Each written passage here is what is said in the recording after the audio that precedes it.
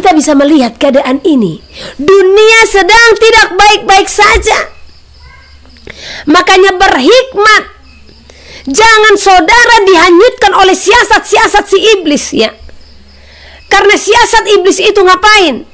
Membuat manusia bahagia ialah mereka yang mendengarkan firman Allah dan yang memeliharanya.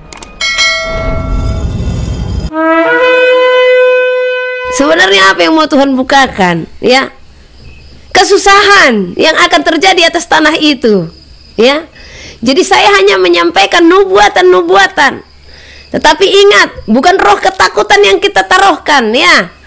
Tetapi nubuatan ada untuk membangun jemaat. Karena di saat nubuatan itu diberikan, maka setiap orang yang mendengarkannya, jikalau dia percaya, maka imannya akan bertumbuh, ya. Maka dia akan membangun, karena nubuatan itu kan membangun jemaat, ya. Nah, maka dia akan membangun hubungannya kepada Tuhan untuk memohon belas kasih anugerah Tuhan. Sama seperti yang dilakukan oleh Niniwe. Di saat Nabi Yunus datang ke Niniwe menyampaikan nubuatan akan kota Niniwe hendak dihancurkan, ya. Apa yang dilakukan oleh negeri itu? Mereka membangun hubungan kepada Tuhan. Mereka bersatu hati, ya. Bukan hanya hubungan kepada Tuhan, hubungan kepada sesama manusia juga, ya. Sehingga ada persatuan dan kesepakatan dalam negeri itu. Bahkan pemerintah pun bersepakat, ya. Mereka akhirnya berdoa, berpuasa, berkabung atas bangsa itu, ya. Agar kiranya Tuhan tidak menyatakan, Tuhan tidak menggenapi nubuatan itu atas Niniwe. Nah, begitu juga dengan Sulawesi. Ya. Berdoalah atas negerimu. Supaya apa?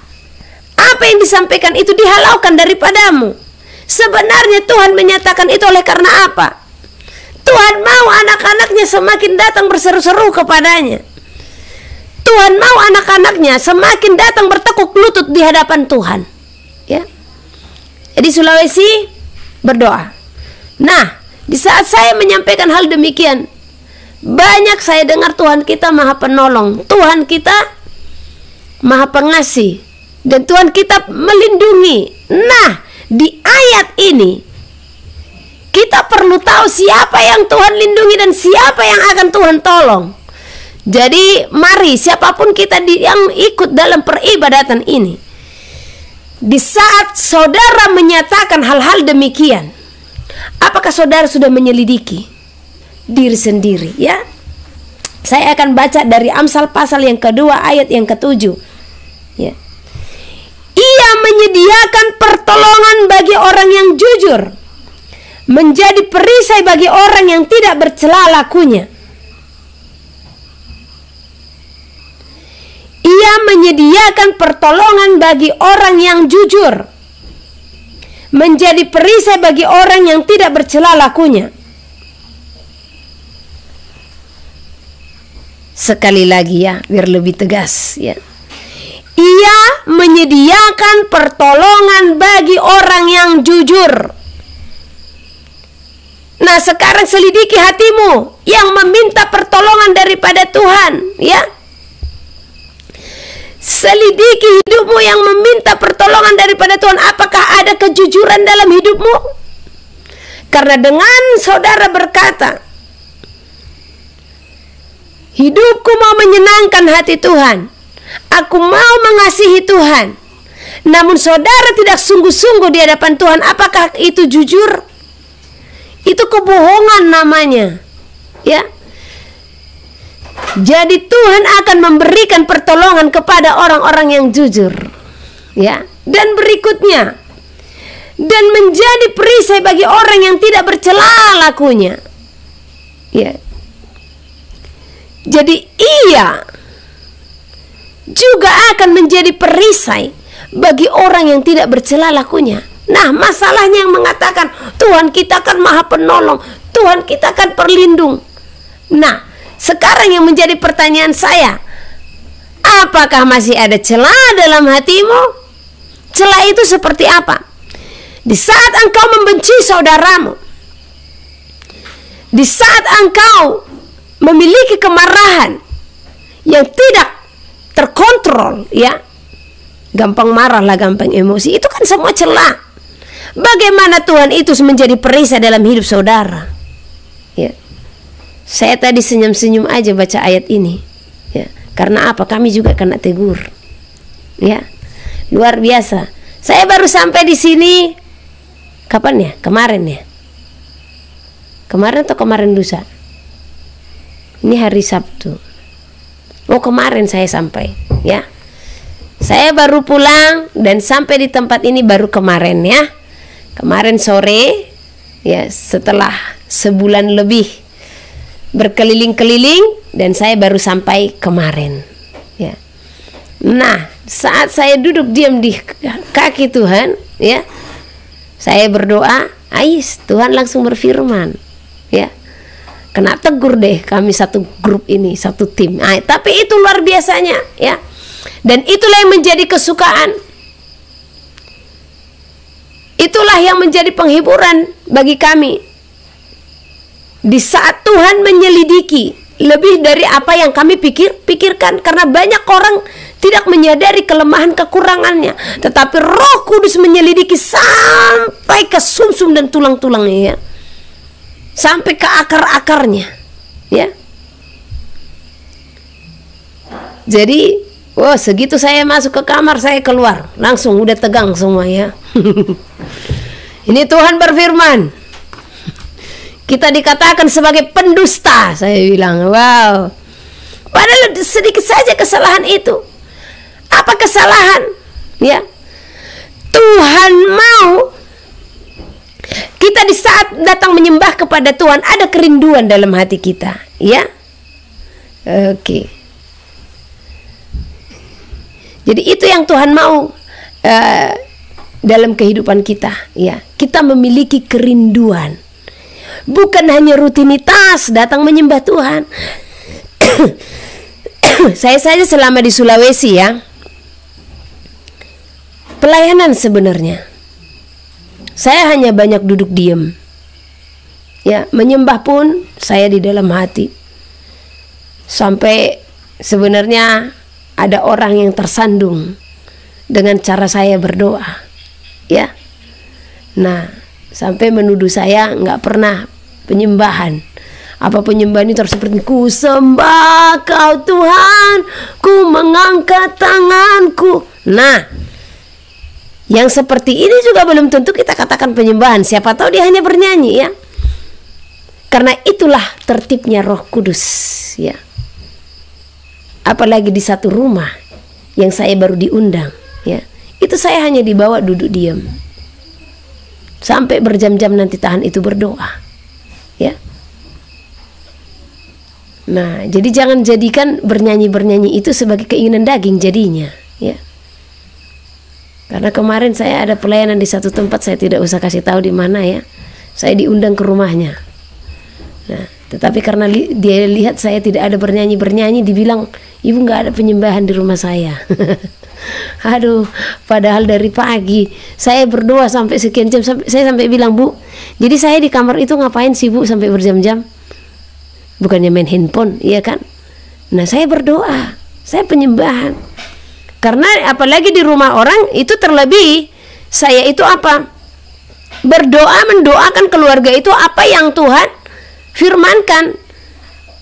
Karena begitu juga waktu pesan-pesan kepada daerah-daerah di Sulawesi, segitu saya duduk diam di tempat itu.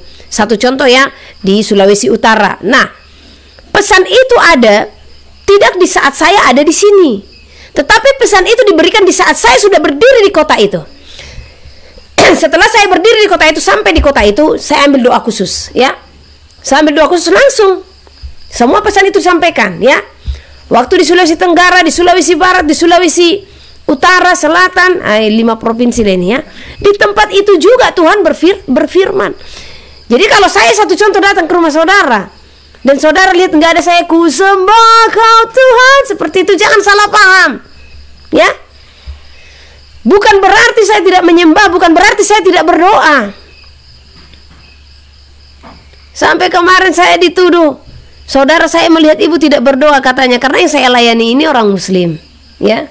Saya diminta melayani keluarganya yang semua muslim. Nah, saat itu mau makan. Di saat mau makan saya melihat mereka sudah duluan makan, ya. Nah, namanya pertama kali ketemu, ya kita kan menghargai mereka di dalam agama masing-masing, ya. Nah, saya berdoa waktu makan tutup mata, ya, dan diam. Karena kan nggak mungkin saya bersuara berdoa, Bapa kami yang di sorga terima kasih buat makanan ini, kan nggak mungkin ya, kayak fanatik, kayak gimana ya. Nah, saya juga menghargai mereka, apalagi mereka sudah makan. Apa iya saya harus berdoa bersuara? Terus saya katakan, loh, jadi sebenarnya berdoa itu seperti apa dan bagaimana? Apakah ia harus bersuara sementara yang di samping saya belum saya kenal dan saya tahu mereka dari agama seberang yang hendak dilayani, ya? Nah, inilah pencari-cari celah di akhir zaman, ya. Tapi beralihlah kita dari situ. Kita harus mengampuni orang-orang itu. Oke. Jadi tadi orang-orang yang tidak bercela dan yang jujur, merekalah yang akan diberi pertolongan dan merekalah yang diberikan perlindungan, ya. Jadi berjuanglah untuk menjadi orang yang jujur di hadapan Tuhan, ya. Sekecil apapun teguran itu, lakukan, ya. Taat dengan apa perintah Tuhan, sekecil apapun. Karena di saat kita tidak taat dengan perintah Tuhan, maka kesusahan yang akan terjadi dalam hidup kita. Waktu di Manado, ada satu perintah yang saya tidak taati. Saat itu Tuhan perintahkan saya ke Sulawesi Tengah. Nah, saya lihat penerbangan. Kalau ke Sulawesi Tengah, tiketnya saat itu 2, sekian sekitaran 2,5 juta lah, ya. Nah, saya lihat rute penerbangannya. Rute penerbangannya ternyata dari Makassar dulu, baru ke Palu. Nah, saya bilang sama Tuhan, Tuhan, toh juganya nanti saya ada doa di Makassar. Ya sudahlah Tuhan, aku ke Makassar duluan lah, karena tiketnya lebih murah, jadi kita nggak double, itu maksudku, ya. Karena kalau satu contoh, saya ke Palu dulu, tiketnya sudah langsung 2,5, sementara kembali lagi nanti ke Makassar. Nah, jadi maksudku saya dari Manado dulu ke Makassar. Nah, nanti doa di Makassar sampai dari Makassar baru ke Palu. Tuhan tidak katakan iya, tetapi saya mengambil keputusan. Toh saya taat akan perintah doa keliling, ya. Alhasil apa yang terjadi? Waktu di pesawat saya rasakan hadirat itu tidak memenuhi. Saya rasakan rohnya Tuhan undur daripadaku. Wow. Inilah kesusahan terbesar dalam hidupku, ya. Di saat saya tidak punya uang, di saat saya tidak punya beras atau apa, saya tidak susah, ya. Bahkan saya akan bernyanyi itu. Tetapi di saat saya tidak merasakan hadirat Tuhan, itu kesusahan terbesar dalam hidupku, ya. Galau saya langsung di pesawat, ya. Sampai saya bilang, Tuhan tolong, ya. Saya tahu saya salah, lindungi di pesawat ini Tuhan. Nah, saya lihat-lihat jam. Oh, segeralah berlalu, segeralah sampai. Karena saya sudah tahu saya salah, ya. Benar, saya taat akan perintah doa keliling. Tetapi apa? Saya merubah rutenya Tuhan. Saya berniat untuk mempermudah rute itu, ya. Sesungguhnya bukan mempermudah rute, ya. Mempermudah juga, tapi mengirit biaya, ya. Padahal itu bukan urusan saya sebenarnya, itu urusan Tuhan, ya. Cara Tuhan itu untuk menyediakannya. Kalau saudara bertanya, jadinya gimana? Cukup nggak? Cukup. Saya ini pulang kan. Nah, waktu berangkat kemarin uang cuma 400.000 sampai Jakarta. Nah, pulang juga kan. Itulah luar biasanya Tuhan kita, ya. Intinya jangan pernah khawatir. Nah, saya lanjut cerita tadi.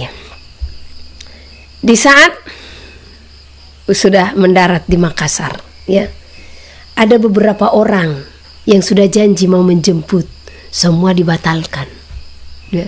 Tapi saya sudah tahu ini akan batal karena saya sudah melanggar firman Tuhan, ya. Saya ke toilet, sebenarnya saya ke toilet mau ngapain, ya. Jangan saudara katakan toilet itu mana bisa berdoa, di mana-mana bisa berdoa, ya. Saya ke toilet, saya mau ngambil tempat aman. Saya duduk saja di toilet itu. Saya bilang sama Tuhan, Tuhan ampuni saya Tuhan. Saya tahu saya sudah melanggar. Saya mempermudah rute. Tapi sesungguhnya bukan itu perintah Tuhan. Tuhan, tolong tunjukkan orang di bandara ini yang bisa mengantar kami ke penginapan. Saya mau berdoa, ya. Puji Tuhan, ada orangnya, ya, yang kenalan di sana. Akhirnya beliau juga yang membawa dan menghantarkan ke penginapan, ya. Sampai di penginapan saya berdoa. Segitu berdoa, Tuhan bilang apa? Pergi ke Sulawesi Tengah, ya. Karena memang ke Sulawesi Tengah lah yang Tuhan tuju, ya. Belum ke Makassar, memang akan ke Makassar, tapi belum Makassar. Akhirnya apa yang harus aku terima? Saya harus naik bus selama 22 jam apa 20 jam, ya. 20 jam, ya. Belum pernah saya naik bus seperti itu. Tetapi Tuhan masih tetap menyatakan kemurahannya, kan gitu, ya. Gimana pula kalau saya jatuh tadinya di pesawat karena ketidaktaatan. Nah, di sini saya mau mengajar kepada saudara, sekecil apapun perintah itu, lakukan. Lakukan, ya. Jangan pernah menganggap rendah. Sebab hanya di dalam ketaatanlah dan kesetiaan Tuhan menyatakan kita sebagai pemenang, ya. Oke. Topik khotbah kita pada malam hari ini, kesudahan segala sesuatu sudah dekat. Nah, saya ambil itu dari mana? Tadi waktu kami ibadah sore, ya, ibadah Sabat, jam 3 kami biasanya ibadah Sabat, ya. Nah, nanti mungkin akan dipercepat setelah rumah doa selesai. Jadi saat itu pun secara daging saya nggak ada niat untuk malam ini live streaming. Nah, itu biasanya iblis kan mencobai, ya. Sampai tadi ada yang nanya, Bu, gimana malam ini ibadah nggak? Ya, saya bilang saya kurang tahu, lihat nanti aja, karena saya lelah. Kemarin saya baru nyampe, itu pun hujan-hujanan, ya. Alasannya alasan, ya. Tapi di dalam hati ini saya nggak terima dengan alasan saya sendiri, ya kan? Nah, di dalam Tuhan harus siap sedia, baik tak baik waktunya, ya. Jadi pas ibadah tadi, sembari Immanuel sampaikan firman, Immanuel lagi tuh, banyak banget tugas Immanuel ini, ya. Dari pagi jam 5 sampai jam 6, jam 6 sampai jam 9 ibadah Sabat dia lagi. Satu hari ini nih, ya. Nah, sembari dia menyampaikan firman, saya berdoa, Tuhan, apa yang harus hamba sampaikan kepada umatmu? Langsung diberikan 1 Petrus pasal yang keempat. Di saat saya buka, langsung ditunjukkan ke ayat 7, ya. Sebenarnya perikopnya hidup orang Kristen, ya. Tapi saya ambil judul, kesudahan segala sesuatu sudah dekat. Kenapa? Kadang orang-orang di YouTube, ya, kalau melihat judul seperti digertak-gertak dikit baru hadir. Kalau judulnya biasa-biasa, udah biasa, padahal di dalamnya ada firman yang harus kita dengar, ya. Nah, jadi bukan supaya saudara banyak-banyak untuk konten-kontenan, no, tidak. Kita di sini bukan untuk konten-konten, bukan untuk cari uang, ya. Namun kita membawa jiwa-jiwa kepada kebenaran, ya, walau melalui sosial media, karena ini Tuhan sediakan meluas, ya. Dan tidak terbatas ini wilayah Indonesia ikut hadir dalam ibadah ini. Amin.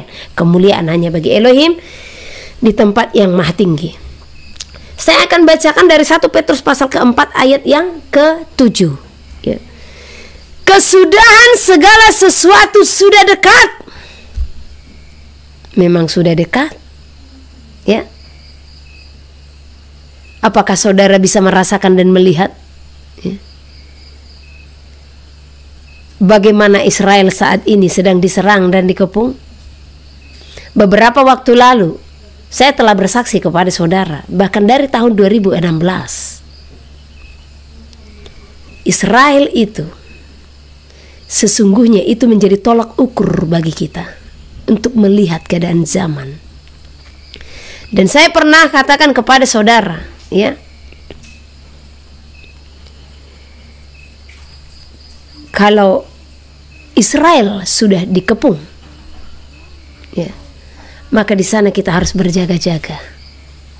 Karena di sini juga perjuangan Israel untuk membangun bait suci di dalam kesusahan, ya. Karena apa? Apa perang akan selesai? Enggak. Bahkan semenjak Rusia berperang, saya sudah sampaikan kepada saudara, jangan harap dunia ini akan berhenti dalam perang, namun akan bertambah satu persatu sampai akhirnya memuncak, ya. Kita tidak tahu, ya, di zaman Nuh bumi ini dihabiskan oleh apa? Air. Tetapi di zaman kemurkaan, bumi ini akan dihanguskan dengan apa? Api. Ya. Kedatangan Tuhan diibaratkan seperti zaman Nuh. Maka karena itu, siapkan bahtera saudara, ya. Jangan berleha-leha. Bahtera di dalam kekudusan, ya. Tubuh saudara lah yang menjadi bahtera itu. Persiapkan bahtera saudara menjelang hari yang akan datang, menjelang kedatangan Tuhan yang akan tiba.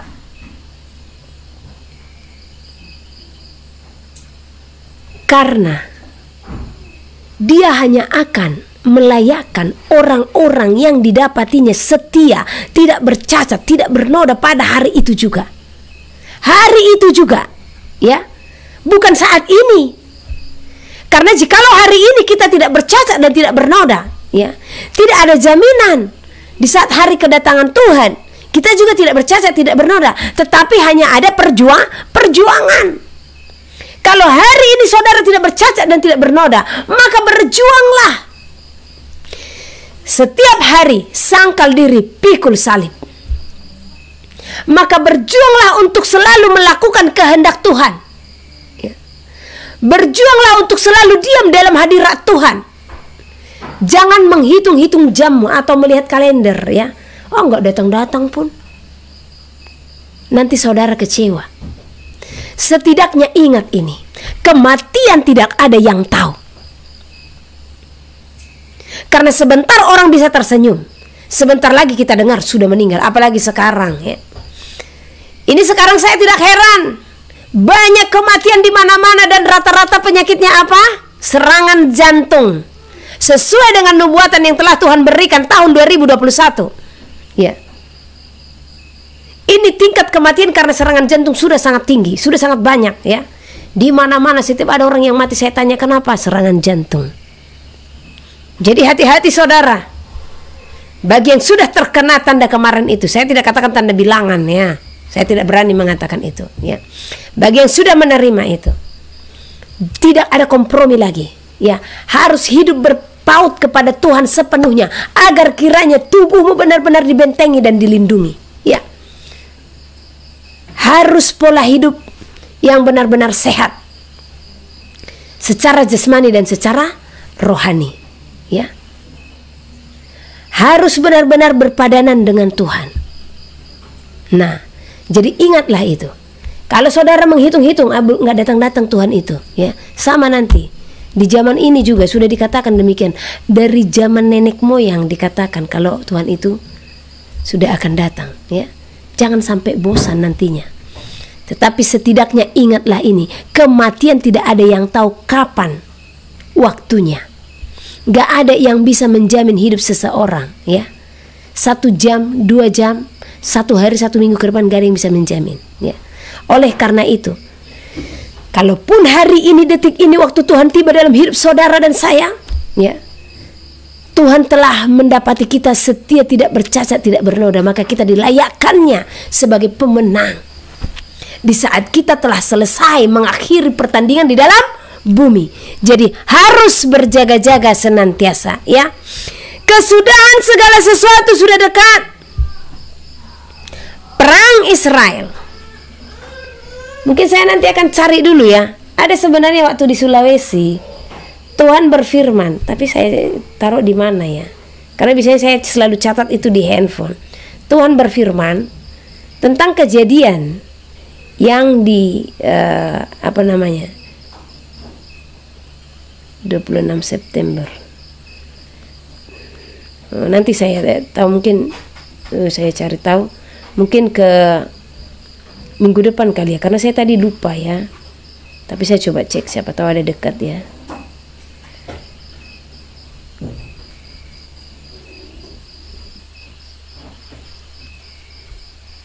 Oke, ini ada sedikit kesaksian juga ya. Ini tanggal 15 Oktober 2023.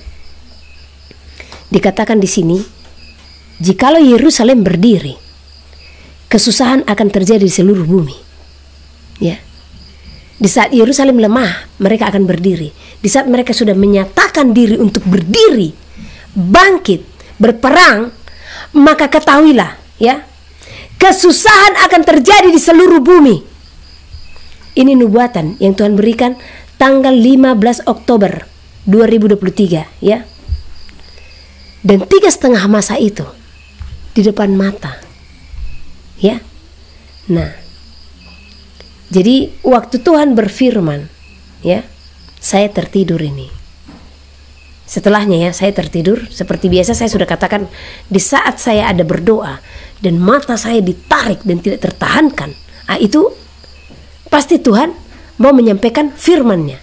Nah, setelah Tuhan berbicara ini, ya, saya langsung tertidur. Karena ini jamnya, ya, jam 7:12. Dan kemudian ada tulisan di bawah, mimpi ada yang berkata, apakah sudah waktu lagi? Jam 7:43. Nah, karena biasanya hanya 10-20 menit saya tertidur itu, ya. Nah, jadi di dalam mimpi itu ada seorang yang berkata kepada seseorang yang sosoknya besar sekali, ya.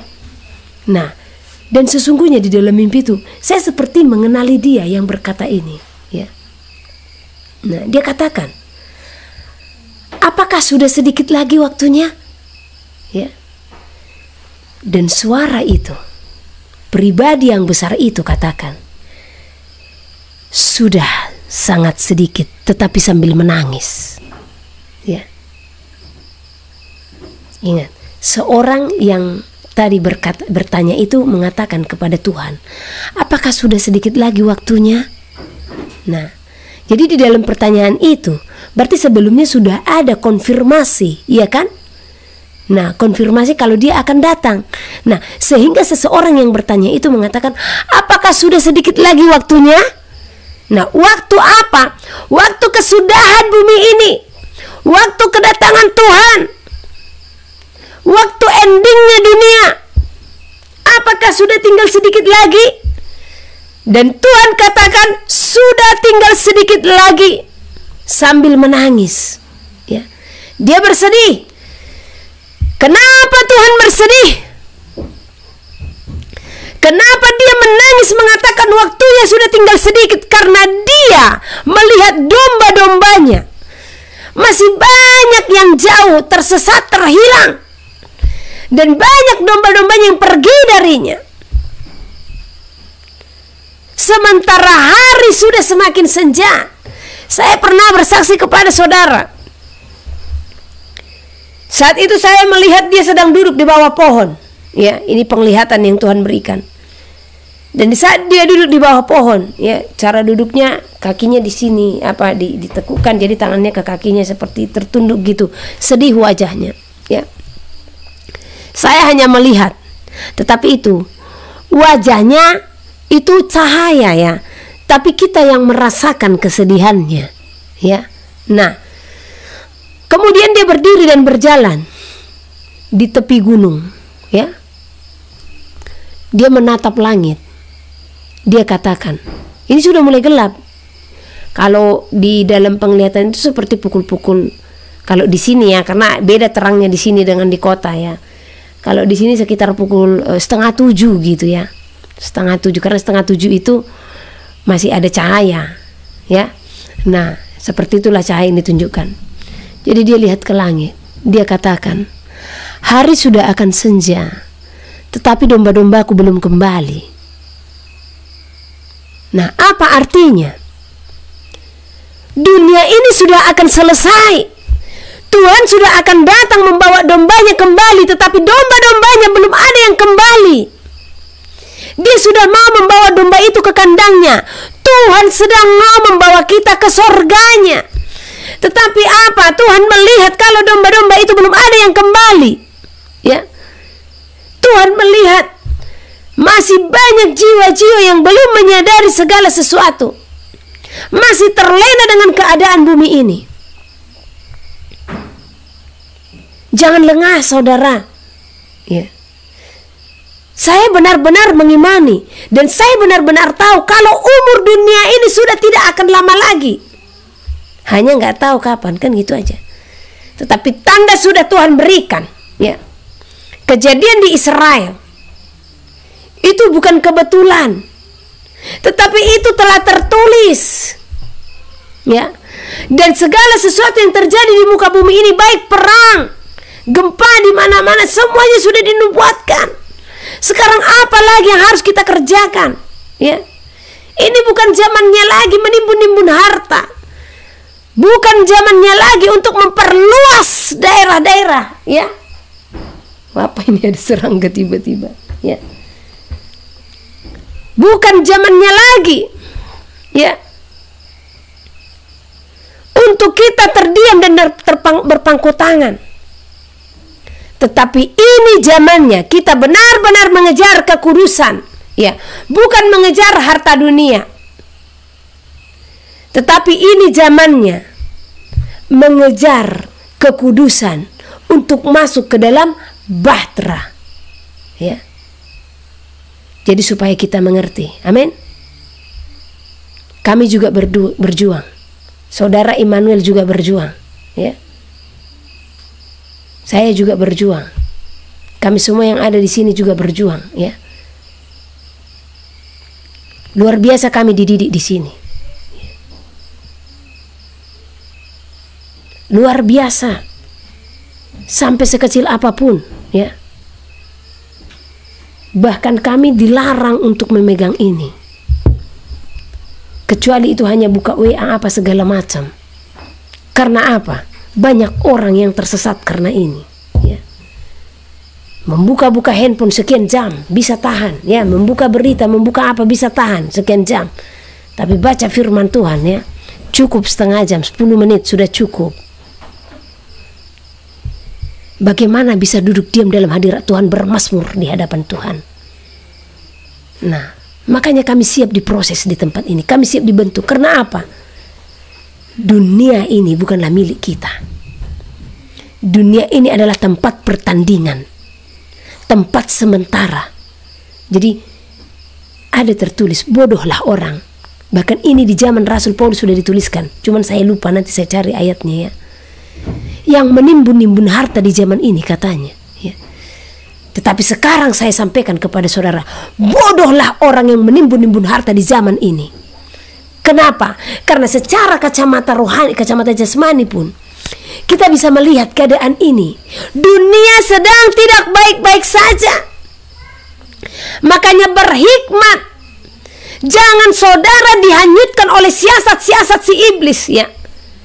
Karena siasat iblis itu ngapain? Membuat manusia terlena, supaya lupa jikalau raja telah memanggil, jikalau raja telah menyatakan undangan dan mengingatkan kembali untuk hadir ke dalam pesta itu. Tetapi iblis tidak mau tinggal diam. Orang-orang yang telah menerima undangan akan pesta perjamuan itu dibuatnya terlena. Makanya dikatakan, ya, ada mereka yang sibuk dengan pekerjaan mereka, ya. Nah, ini ada satu pertanyaan, saya jawab dulu, ya. Bu, saya mau bertanya tentang siapakah Ibu V dan Pak Aditya Nugroho. Katanya, saudara pun bisa melihat, ya. Dunia ini nggak dongeng, ya. Kita semua yang memiliki kepekaan akan Roh Kudus. Jangankan orang yang peka di dalam hal-hal kerohanian, ya. Orang-orang seberang saja bisa tahu siapa mereka ini, ya. Apa iya ada Tuhan di dalam dunia dalam rupa manusia, ya, dan tinggal dengan istri orang. Dari buahnya lah engkau akan melihat, ya. Jadi kalau saudara bertanya, saya menjawab. Karena ini penting juga. Karena banyak orang ya katanya ada malaikat Mikaelnya, ya. Nah, ini saya ajarkan kepada saudara, jangan konyol ya. Kita juga harus pintar lah. Kita harus berhikmat untuk melihat pengajaran-pengajaran. Nanti dibuatnya seperti ini, ada katanya bentuk apa di sini ya? Bentuk merpati. Ya iyalah, kita berminyak muka ini kalau dimatikan lampu, ini minyak muka ini akan membentuk huruf T, ya. Dari segi kecantikan juga dikatakan seperti ini, ya. Kalau satu contoh, saya matikan lampu ini, tapi nggak usah matikan ya, nanti sulit nyalainnya. Nah, gini aja kan kelihatan ada huruf T seperti ini. Itu minyak-minyaknya muka kita ini, karena diberi cahaya nanti dari bawah seperti itu, atau ada pantulan saya sedikit. Nah, kemudian ya dipegang-pegang nanti ada cahaya seperti pedang, katanya ini pedang dari sorga. Ya iyalah, di atasnya lampu, ya dikasih handphone ya adalah cahaya itu. Kalau satu contoh, ini saya ada di atas kepala saya cahaya, ya itu kan akan tegak lurus cahayanya seperti ini. Jadi bukannya pedang dari sorga. Ya aneh-aneh. Jadi jangan percaya kalau sudah aneh-aneh ya. Katanya mengandung dia katanya Miriam di akhir zaman ya. Miriam apa Miriam, saya sih tidak terlalu tertarik, karena pertama sekali waktu saya diperlihatkan fotonya, ya ada seorang hamba Tuhan. Bu, coba lihat ini. Segitu melihat fotonya, langsung ada sesuatu hal besar yang Tuhan katakan, ya. Kalau ini masih terikat perjanjian dengan dunia. Itu saja. Sampai si hamba Tuhan ini, Bu, coba lihat kembali, karena ini hamba Tuhan. Sekalipun dia hamba Tuhan dan menyatakan kebenaran, Roh Kudus bilang sesuatu harus dibereskan dalam hidupnya. Itu saya belum dengar khotbahnya. Nah, setelah saya dengar khotbahnya, parah ini. Ya, orang yang nggak berpendidikan juga tahu kalau itu tidak benar. Jadi jangan konyol lah. Jangan percaya dengan hal-hal seperti ini ya. Nanti ada cahaya, oh ini pedang daripada surga katanya ya. Ditaruh lampu di atas, di bawah lampu dia dicocok-cocokkan seperti ini ya. Ada juga saya lihat di YouTube itu pengikutnya yang juga mengikuti. Jadi dia lihat ada cahaya-cahaya perempuan ini sama mamanya, dia sering bersaksi. Ya, memang bagus kesaksiannya, tapi percaya dengan hal seperti ini. Saya bilang, oh itu inilah memang ya, sulit mencari kesempurnaan itu ya. Nah, jadi dilihat lagi seperti ini. Jadi di belakang saya ada cahaya katanya. Ya kalau ada lubang cahaya, ya itu akan memancarkan sinar ya. Nah, jadi saya sampaikan kepada saudara, sudah, ini saya berani berkata, karena dari dulu saya tidak berani menyampaikan di sosial media, tapi karena memang penyimpangan besar yang sudah dilakukan ya. Di dalam hati ini sangat geram dengan yang namanya penyesatan-penyesatan ya. Nah, ini zamannya kita bukan dengan apa, halusinasi ya. Ini dunia yang harus kita hadapi. Nyata peperangan di hadapan kita. Jadi saatnya kita melihat segala sesuatu dengan apa hikmat Tuhan ya. Nah, karena kita harus melihat dari buahnya. Waktu saya mendengar ibu itu berkhotbah, ini abdiku yang aku pilih katanya ya kan. Kalau kamu memberikan benda-benda ke abdiku ini, abdiku tidak akan menerima. Tetapi kalau kau memberikan uang akan diterima. Udah nggak beres ini. Dan lebih parah lagi, akan ada katanya 5 lelaki perkasa di zaman 1000 tahun yang jago bikin anak. Apa pengajaran apa seperti itu? Nah, dari situ saja apa saudara tidak bisa melihat ya. Jadi itu semua kekonyolan ya. Masa zaman 1000 tahun dibicarakan jago buat anak? Jadi nggak jelas. Yang seperti ini ya, itu harus segera dituntaskan itu. Bahkan saya bilang sama Tuhan, berhentikan itu Tuhan. Tetapi gimana mau berhenti ya? Karena apa? Sudah tertulis. Penyesat-penyesat itu akan muncul di akhir zaman. Celakalah yang menyesatkan dan celakalah yang disesatkan ya.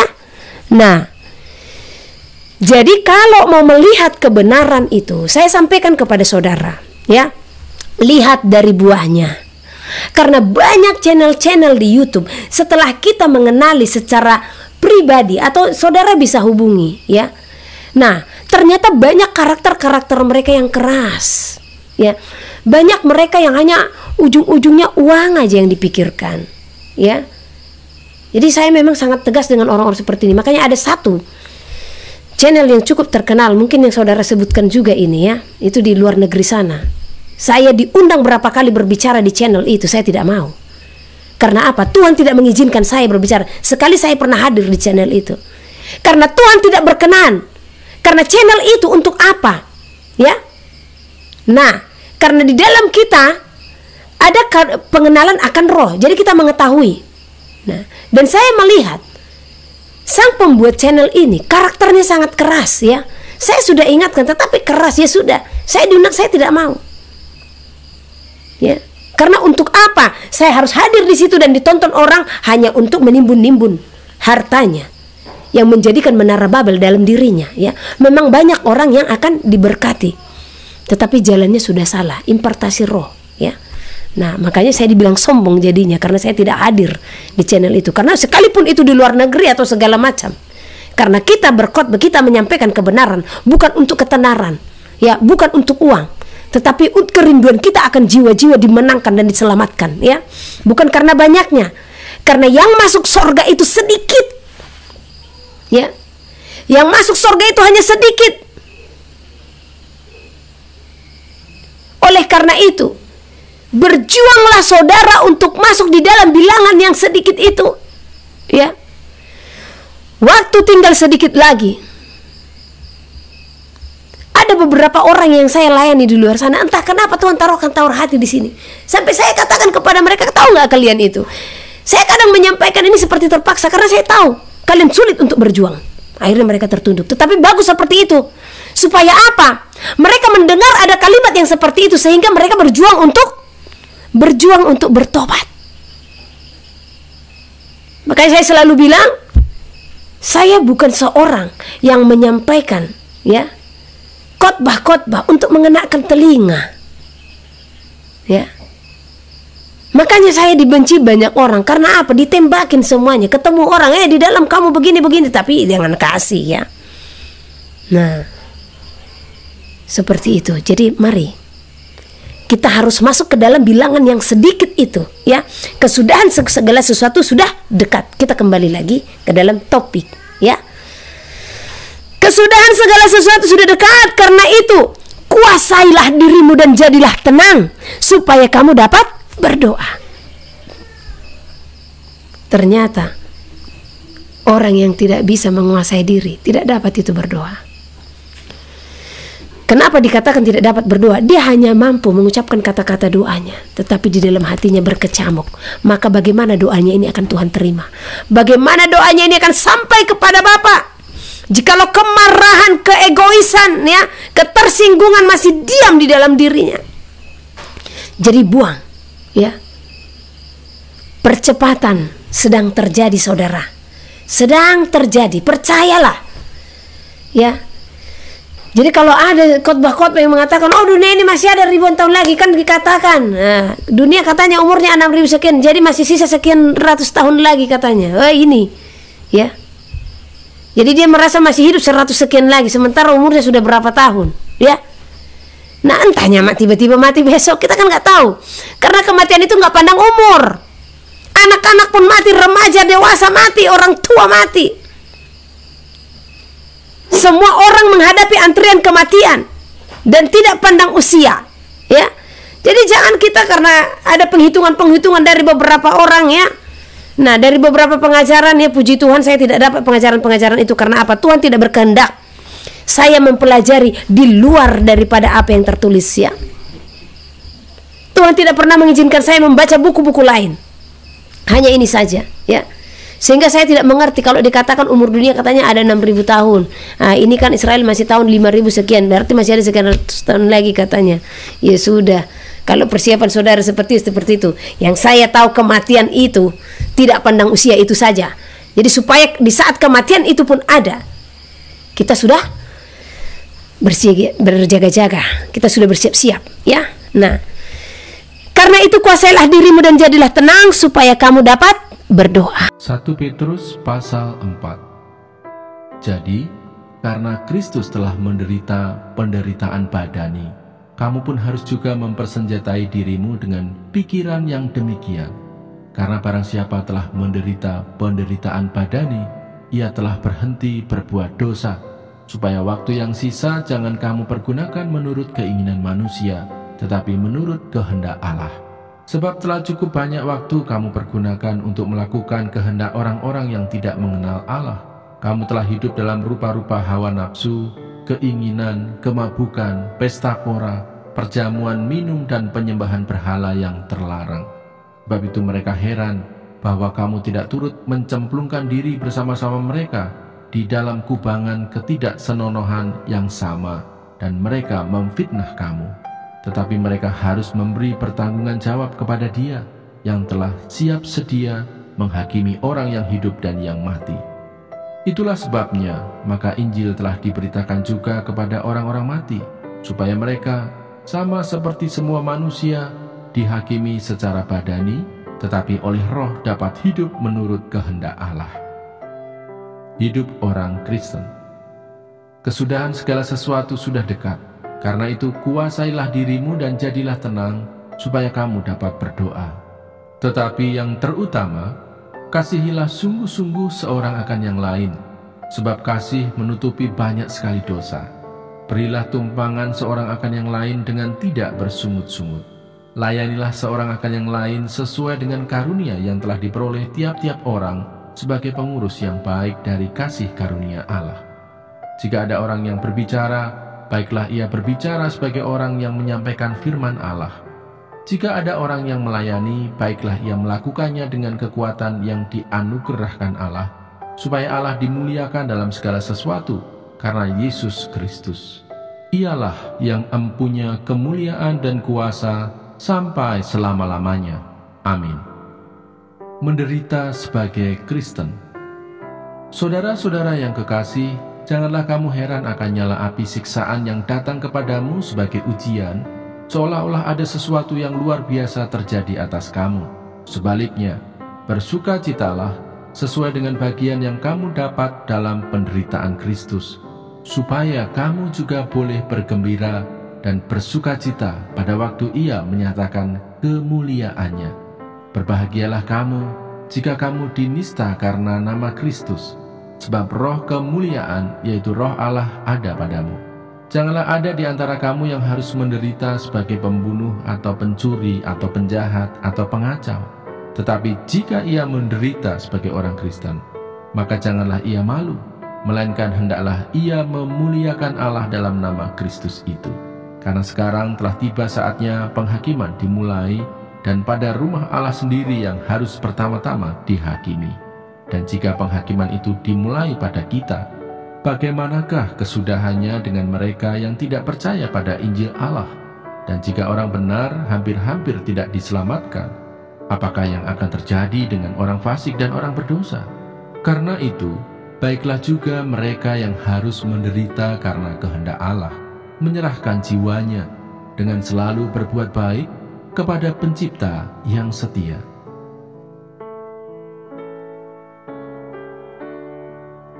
Satu Petrus pasal 5. Gembalakanlah kawanan domba Allah. Aku menasihatkan para penatua di antara kamu, aku sebagai teman penatua dan saksi penderitaan Kristus, yang juga akan mendapat bagian dalam kemuliaan yang akan dinyatakan kelak. Gembalakanlah kawanan domba Allah yang ada padamu, jangan dengan paksa, tetapi dengan sukarela sesuai dengan kehendak Allah, dan jangan karena mau mencari keuntungan, tetapi dengan pengabdian diri. Janganlah kamu berbuat seolah-olah kamu mau memerintah atas mereka yang dipercayakan kepadamu, tetapi hendaklah kamu menjadi teladan bagi kawanan domba itu. Maka kamu, apabila Gembala Agung datang, kamu akan menerima mahkota kemuliaan yang tidak dapat layu. Demikian jugalah kamu, hai orang-orang muda, tunduklah kepada orang-orang yang tua, dan kamu semua rendahkanlah dirimu seorang terhadap yang lain. Sebab Allah menentang orang yang congkak, tetapi mengasihani orang yang rendah hati. Karena itu rendahkanlah dirimu di bawah tangan Tuhan yang kuat, supaya kamu ditinggikannya pada waktunya. Serahkanlah segala kekhawatiranmu kepadanya, sebab Ia yang memelihara kamu. Sadarlah dan berjaga-jagalah. Lawanmu, si iblis, berjalan keliling sama seperti singa yang mengaum-aum dan mencari orang yang dapat ditelannya. Lawanlah dia dengan iman yang teguh, sebab kamu tahu bahwa semua saudaramu di seluruh dunia menanggung penderitaan yang sama. Dan Allah, sumber segala kasih karunia, yang telah memanggil kamu dalam Kristus kepada kemuliaannya yang kekal, akan melengkapi, meneguhkan, menguatkan, dan mengokohkan kamu sesudah kamu menderita seketika lamanya. Ialah yang empunya kuasa sampai selama-lamanya. Amin. Salam. Dengan perantaraan Silwanus yang kuanggap sebagai seorang saudara yang dapat dipercayai, aku menulis dengan singkat kepada kamu untuk menasihati dan meyakinkan kamu bahwa ini adalah kasih karunia yang benar-benar dari Allah. Berdirilah dengan teguh di dalamnya. Salam kepada kamu sekalian dari kawanmu yang terpilih yang di Babylon, dan juga dari Markus anakku. Berilah salam seorang kepada yang lain dengan cium yang kudus. Damai sejahtera menyertai kamu sekalian yang berada dalam Kristus. Amin.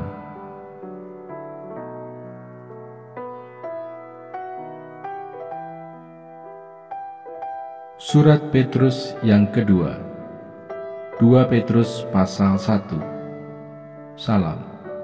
Dari Simon Petrus, hamba dan Rasul Yesus Kristus, kepada mereka yang bersama-sama dengan kami memperoleh iman oleh karena keadilan Allah dan Juru Selamat kita, Yesus Kristus. Kasih karunia dan damai sejahtera melimpahi kamu oleh pengenalan akan Allah dan akan Yesus Tuhan kita.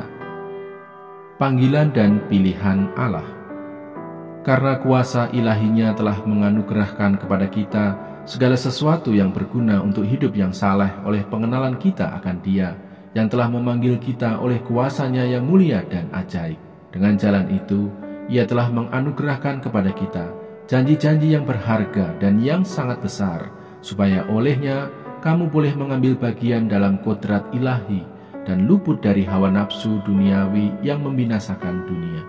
Justru karena itu kamu harus dengan sungguh-sungguh berusaha untuk menambahkan kepada imanmu kebajikan, dan kepada kebajikan pengetahuan, dan kepada pengetahuan penguasaan diri, kepada penguasaan diri ketekunan, dan kepada ketekunan kesalehan, dan kepada kesalehan kasih akan saudara-saudara, dan kepada kasih akan saudara-saudara kasih akan semua orang.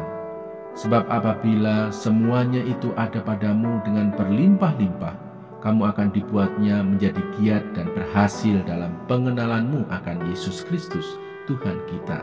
Tetapi barang siapa tidak memiliki semuanya itu, ia menjadi buta dan picik, karena ia lupa bahwa dosa-dosanya yang dahulu telah dihapuskan.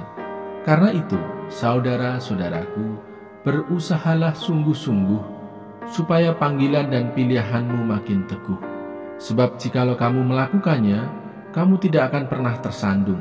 Dengan demikian, kepada kamu akan dikaruniakan hak penuh untuk memasuki kerajaan kekal, yaitu kerajaan Tuhan dan Juru Selamat kita, Yesus Kristus. Karena itu aku senantiasa bermaksud mengingatkan kamu akan semuanya itu, sekalipun kamu telah mengetahuinya dan telah teguh dalam kebenaran yang telah kamu terima. Aku menganggap sebagai kewajibanku untuk tetap mengingatkan kamu akan semuanya itu, selama aku belum menanggalkan kemah tubuhku ini. Sebab aku tahu bahwa aku akan segera menanggalkan kemah tubuhku ini, sebagaimana yang telah diberitahukan kepadaku oleh Yesus Kristus, Tuhan kita. Tetapi aku akan berusaha supaya juga sesudah kepergianku itu, kamu selalu mengingat semuanya itu. Nubuat tentang kemuliaan Kristus telah digenapi. Sebab kami tidak mengikuti dongeng-dongeng isapan jempol manusia ketika kami memberitahukan kepadamu kuasa dan kedatangan Tuhan kita Yesus Kristus sebagai Raja, tetapi kami adalah saksi mata dari kebesarannya. Kami menyaksikan bagaimana Ia menerima kehormatan dan kemuliaan dari Allah Bapa ketika datang kepadanya suara dari Yang Maha Mulia yang mengatakan, "Inilah anak yang kukasihi, kepadanyalah aku berkenan." Suara itu kami dengar datang dari sorga ketika kami bersama-sama dengan Dia di atas gunung yang kudus. Dengan demikian, kami makin diteguhkan oleh firman yang telah disampaikan oleh para nabi. Alangkah baiknya kalau kamu memperhatikannya sama seperti memperhatikan pelita yang bercahaya di tempat yang gelap sampai fajar menyingsing dan bintang timur terbit bersinar di dalam hatimu. Yang terutama harus kamu ketahui ialah bahwa nubuat-nubuat dalam kitab suci tidak boleh ditafsirkan menurut kehendak sendiri, sebab tidak pernah nubuat dihasilkan oleh kehendak manusia, tetapi oleh dorongan Roh Kudus orang-orang berbicara atas nama Yang Allah. berbahagia ialah mereka yang mendengarkan firman Allah dan yang memeliharanya.